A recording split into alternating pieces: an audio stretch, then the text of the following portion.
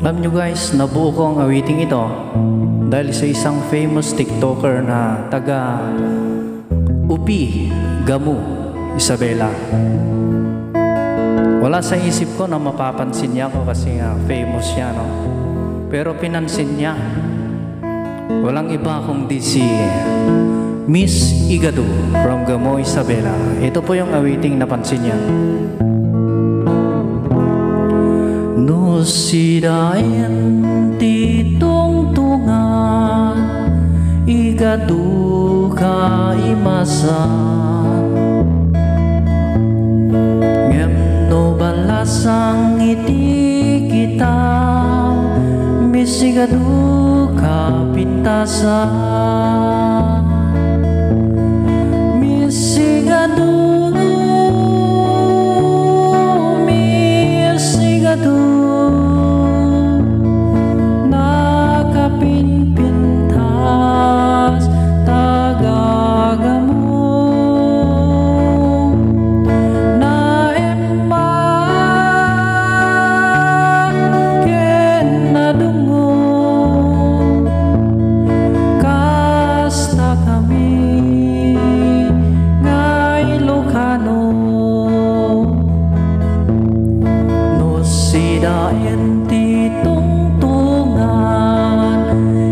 Duka imasa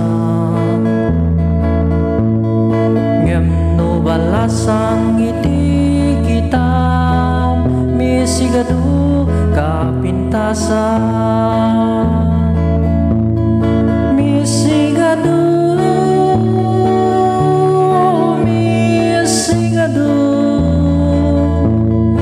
nakapinpintas Gamu na emma ken nadungo